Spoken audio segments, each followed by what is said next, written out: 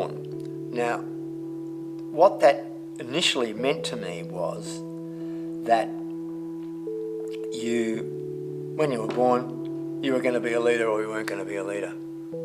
And now I'm thinking it more in a much more deeper sense of that quote, and probably maybe what it was meant to be in the first place, is that I actually really do believe in being reborn and continually reborn.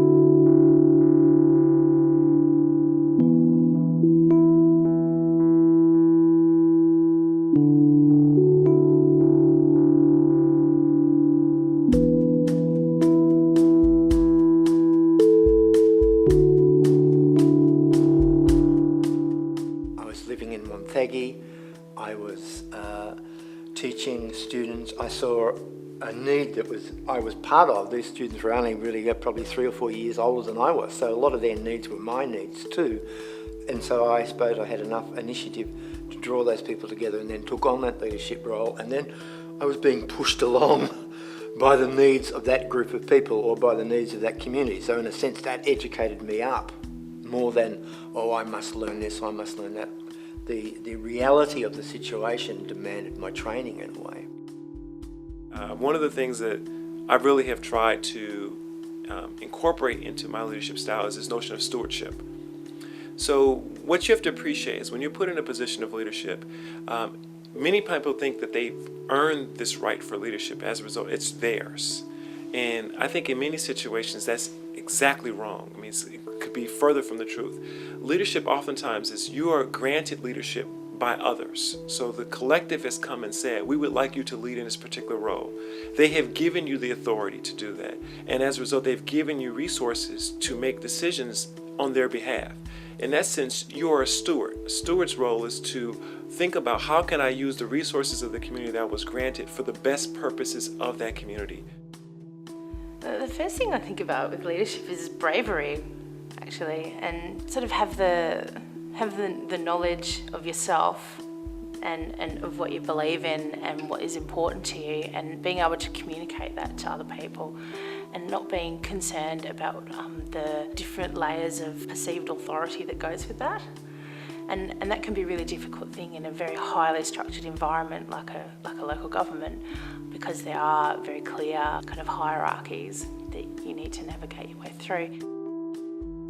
I think there are 3 questions that interest me about how leadership functions within this new kind of context. One is to think about how emerging notions in virtual space around connectivity and around the capacity of people to come together creatively, how those can translate into the real world. Secondly, I think we need to really be rethinking this notion of the creative city. So there's been a lot of talk around cities becoming creative, becoming global brands within a knowledge economy. I think a lot of those discourses are very much focused at the elites. They're focused on very small groups of creative people. And we really need to be thinking about how we can harness creativity much more broadly, and what kinds of ends that creativity would be harnessed for. And thirdly, I think this question of what art might mean is a really interesting thing. There are those who would say that the contemporary notion of art is actually, it's defunct, it's no longer useful. We need to be thinking about creativity in everyday life. But for me, creativity is a very broad kind of notion. I think we need to hang on to some notion of art and art making, but we also need to hold open the question of what that might be and what kind of social purpose it might have. So in the beginning, I might have think, no, I'm not a leader. I'm not a leader. It's all about the communities. Don't come and talk to me about leadership. I'm not going to decide anything. The second, then I'd move to a point of being kind of a hard leader, like almost like an authoritarian sort of, this is the way it's got to be, that's how we've got to go do it, go do that. And then I realised that's not working. And so for me, it's somewhere again back in the middle of those two things that, yes, I believe I have something to give and I need to express that. And in that way, I suppose I'm providing leadership to different people because I'm actually expressing how I see that aspect of that common human experience. My role has been more of a coordinator, trying to bring all the various skills that would be required to run the choir, to bring them together and for things to happen. So when we sing, the main leader is the conductor, the person conducting the song. but we have various conductors, and those come from within the choir. Anyone willing to share a song basically just leads.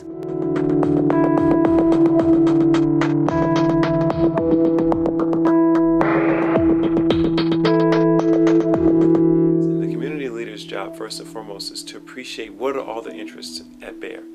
And if you're thinking about a project where you have some type of long-term outcome, what you really want is get to develop an environment that's about commitment. It's a very different conceptualization of leadership. Instead of this follow me leadership, where it's about me coming up with the best idea that solves everyone's problems, it's more of help me create an environment that allows everyone to share their interests, to think about how their interests can be resolved. And my job here is to resolve that particular element, as opposed to come up with the idea to begin with.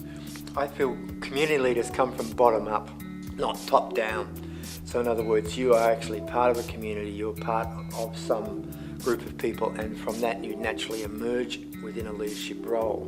So in a sense, you've got a lot of knowledge already. It's not like I've gone and done a study, I've done a course and I can't work top down. That can work, but I think then it becomes very important that those people actually have to get within the community first and try and work bottom up with the skills that they maybe have brought from a tertiary education or some sort of skilled up training. Of course, in your work as leaders, I don't think you should be able to say, okay, this is how I've experienced it, so now you need to go and do this, this and this. What it is for me is about creating a framework so that those people may also explore some of the things I've explored, but for themselves.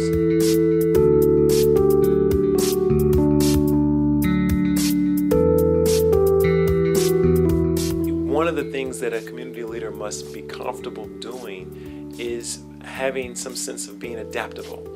So you can't use the same logic, the same approach for every stakeholder group. And some of the groups are going to find the initiative or activities completely consistent with their mission.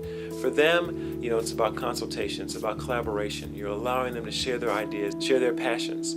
For some, they may find this idea that you're focusing on to be acceptable, but not really a lot of passion. For them, it's about compliance, that they're willing to let you do it, but not necessarily they're going to be behind you really pushing it, but they're not going to get in your way. And for others, they may actually be hostile to this idea. And for them, it's about acquiescing to it. So they probably don't want you to do it or not going to support you, but you want to be in a situation where they can't stop you. I think leaders need to kind of discover which rules are there for good reasons and which ones are there for ridiculous reasons, and kind of, unearth the ridiculous and kind of just let them go and think about, there are structures there for a reason, and to kind of, and to take care with those ones and not worry about the rest, because they're more about other people's egos than anything that's actually important. We're developing a structure where there is leadership all within the choir. There's a conductor, there's a music director, and our guitarist is responsible, because he has training in sound, he's responsible for making sure that the sound on stage is appropriate. So in doing that, it allows me to be just more able to relax. And also I realize that being in the moment allows me to play better. And if I play better, it allows everybody to sing and perform better. So it's that structure where we don't try and place too much responsibility on a single person so that they can enjoy themselves and give as much out as they can as well. Thinking about creative leadership, how that happens around these informal activities, I think leadership in these contexts is very different to traditional forms of leadership. Often it's by example, and it's through practice and experience. The kind of people who get respect within these subcultures, within these worlds, are people who consistently are able to come up with creative solutions to problems, or also to seize opportunities in new kinds of ways. A lot of showing leadership in a creative way is about the doing. It's not often about theorising about things, it's actually about jumping in and getting the work done and then showing what happens. And in a very structured setting, you think to the outcome because that's how you're kind of taught to think. But for me, it's actually about the process of getting there, and you don't know exactly what the outcome's going to be, and that's kind of the fun part. So it's important to have your humour with you along the way, because things are going to go wrong. And, leading through a kind of a creative path rather than a really kind of authoritarian or structured path is about being open to the things that go wrong. So I think there's two things to appreciate about leadership. One, you need to bring to bear and internalize the fact that we all have a natural preference as to how we like to engage. And so it's okay. We all should have our own natural preferences. What's important, though, is we need to be self-aware of what they are. The second thing that I think is very important is that leadership, or the ability to engage with others or developing partnerships, it is not an innate attribute. It's a skill. It's something that's learned. It's a behavioral component, which means we can teach it to anyone, and everyone, if they practice, can at least reach a level of satisfactory performance, right, where they're effective. So leadership for me is about forming your own identity around what you're experiencing and communicating that well, but not communicating in a way that's directive, but that it's open and in a framework that people can also explore that aspect.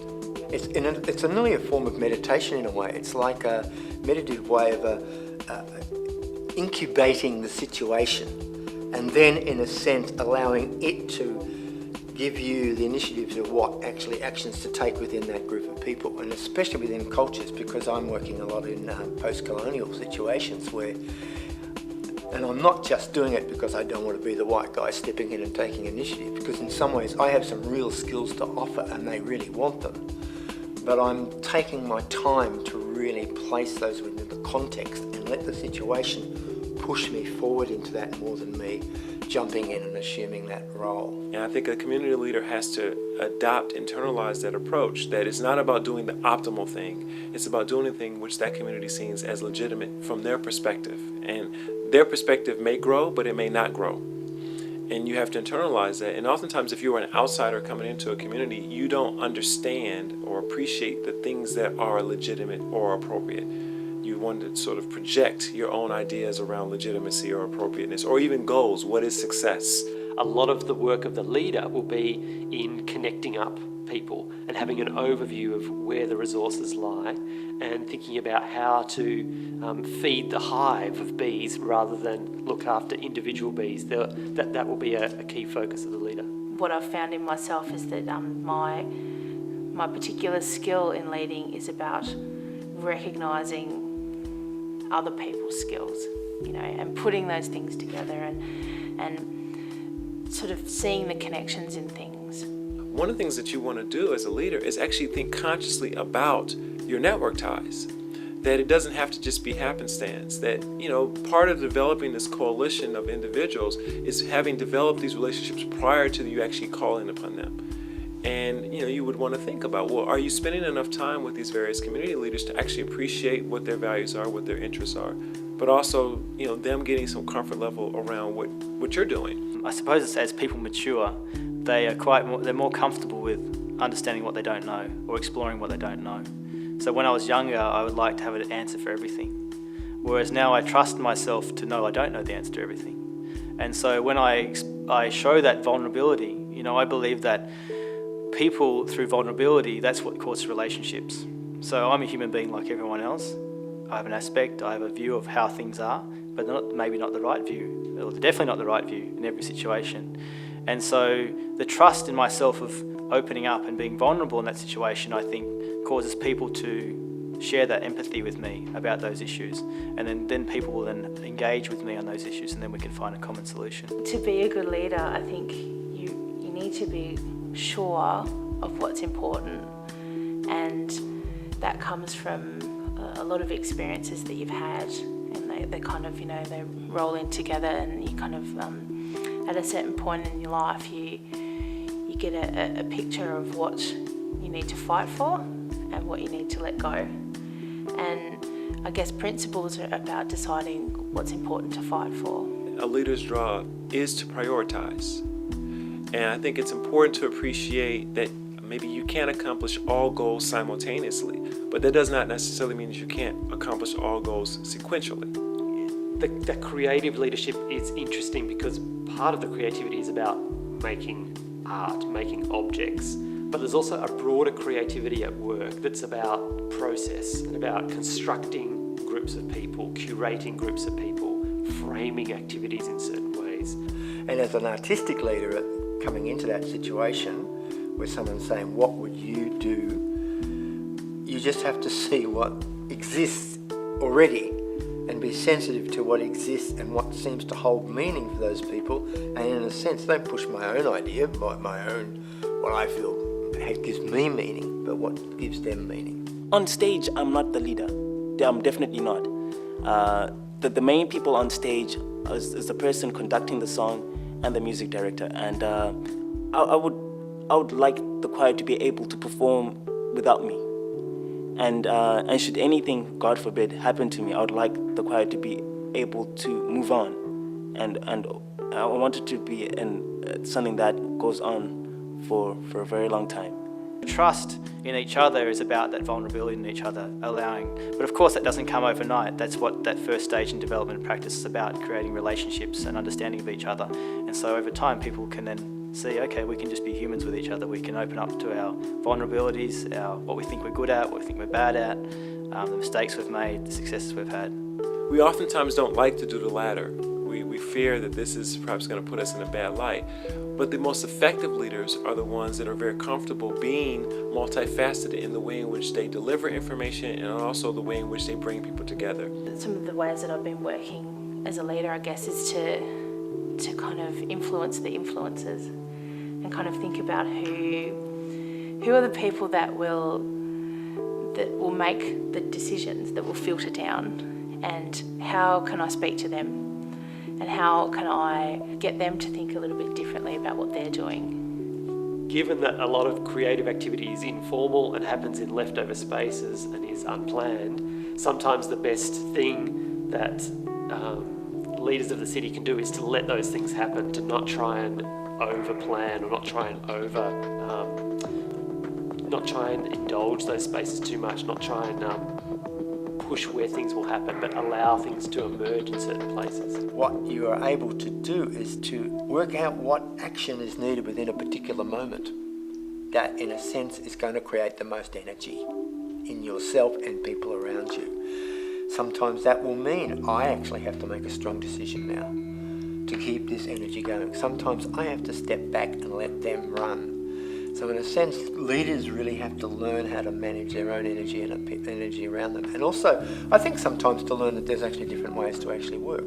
Good leaders understand the basis of communication, and they internalize that effective communication means that the person I'm speaking to has internalized the message, and that I will adapt to make sure that that's the outcome that we achieve. I think the real powerful sort of leadership is in the quietness, and the quiet strength, and being able to listen and reflect back. How we react to situations, by understanding my history and my cultural background, has helped me react in different ways. And sometimes I might go, yeah, you're right, I don't need to involve myself in that one. But sometimes I go, no, that's actually you trying to cop out the white man, basically, to get rid of him. But no, this is actually an issue that's far deeper that we're not going to walk away from. Maybe it's an Australian thing or something, you never see yourself as the leader. You know, many leaders fail because they get tired and there's nobody else there to do the work. And while there's a lot of honor in the tired leader going on, and we tell a lot of great stories about that, the reality is it's not very effective. There's a process of becoming that happens. As you find yourself in challenging situations, you do unearth parts of yourself that you did not realise were there, and strengths that you did not realise were there, and when you can recognise that in yourself, I think that's when you've kind of hit your own style of leadership. I don't want the choir to be too reliant on me. For instance, with Apple Incorporated and with Steve Jobs, how Apple is so reliant on Steve Jobs. And so when he's unwell, there's so much panic. And knowing that I have many imperfections, and I do get frustrated, and I never really show that to the choir, but they can see it on my face, where they can see the frustration on me. So if the choir is too reliant on me, when I am low, I'm conscious that it would have too much of an impact.